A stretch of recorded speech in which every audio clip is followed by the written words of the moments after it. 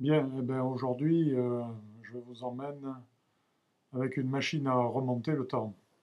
Je vous propose de faire un bond en arrière de plusieurs siècles et de revenir au début de la construction de l'abbaye de Planselve, c'est-à-dire au XIIe siècle.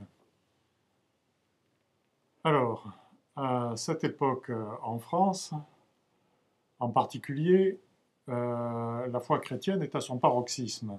Les nobles partent guerroyer en Terre Sainte et les maçons construisent des cathédrales, des églises et des abbayes qui fleurissent un peu partout dans le pays.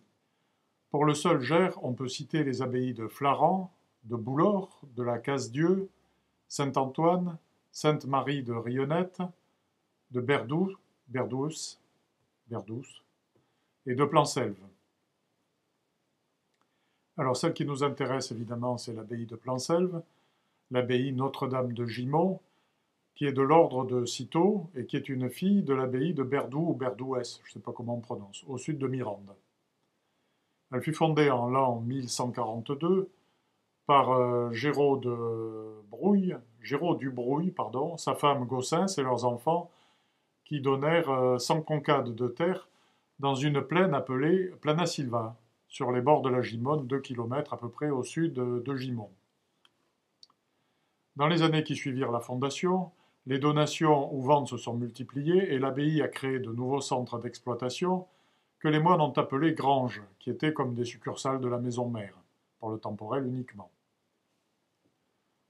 Alors cette abbaye a été ruinée à la Révolution, il n'en reste qu'un mur d'enceinte en briques d'1,5 km à peu près de long, avec une porte d'entrée monumentale qui est du XIVe siècle, le bâtiment des convers qui est du XIIe siècle, et les deux pigeonniers. Elle est située sur la voie toulousaine, via Tolosana, du chemin de Saint-Jacques-de-Compostelle, et évidemment, elle accueillait les pèlerins.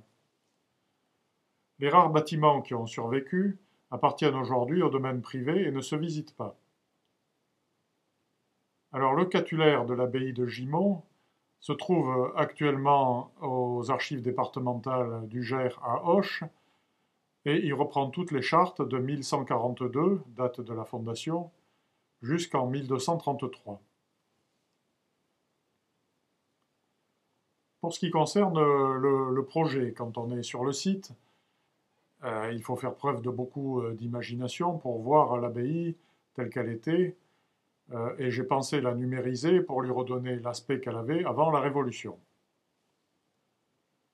Dans un premier temps, pour me donner une idée des volumes, j'ai visité deux abbayes cisterciennes, l'abbaye du Toronnet dans le Var, et celle que vous connaissez tous, l'abbaye de Flaran dans le Gers.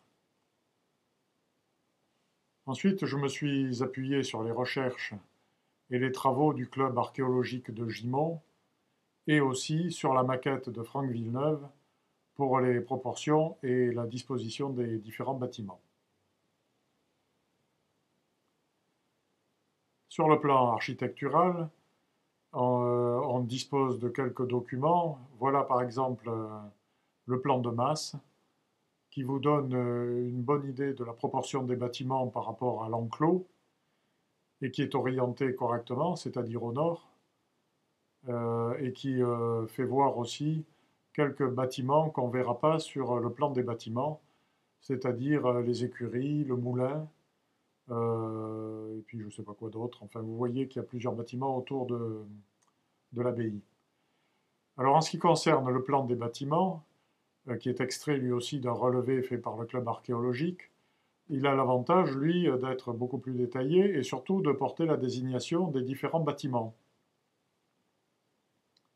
Alors c'est là qu'on peut situer l'abbatiale, le clocher, la sacristie, le chapitre, la fournerie, le réfectoire, les chambres, les cuisines, l'office, l'hospice, le cloître, le château de l'abbé et la cour d'honneur avec son portail qui se trouve maintenant dans un musée de New York aux États-Unis. Et voilà maintenant la maquette de Franck Villeneuve qu'il a réalisé pendant ses vacances d'été alors qu'il était étudiant en architecture.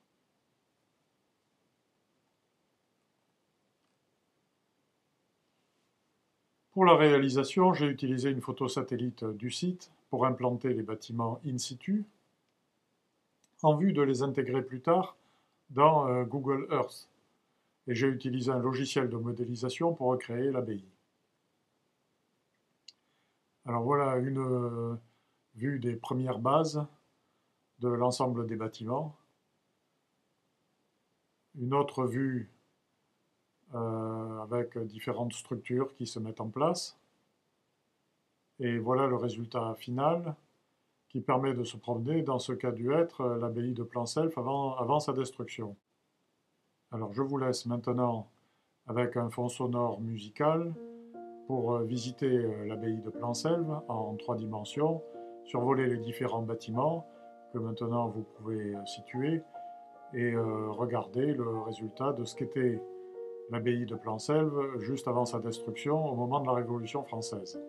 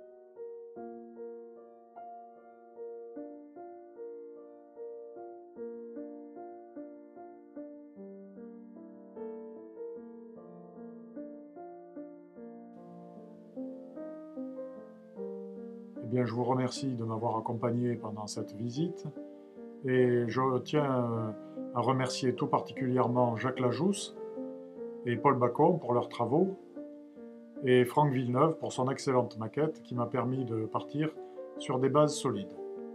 À bientôt pour une nouvelle vidéo.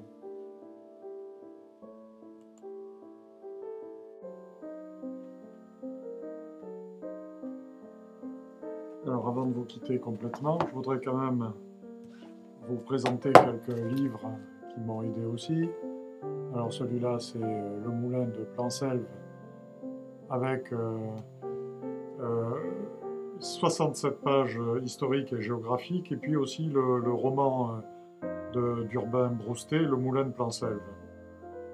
Et alors les premières chartes de l'abbaye cistercienne de Gimont, qui est une édition du club archéologique de Gimont, club archéo, pardon, voilà. Et alors deux petits bouquins de Joël Pugeot sur les chemins de Saint-Jacques de Compostelle et Gimont Bastide Royale, ce qui va plaire, je pense, à Pierre Dufaux. Voilà, alors ces deux-là se trouvent à l'Office du tourisme de Gimont. Et les autres, si vous voulez vous les procurer, il faudra demander à Jacques Lajousse, parce que c'est plutôt au club archéologique qu'on peut les avoir, l'association. Voilà, merci et à bientôt.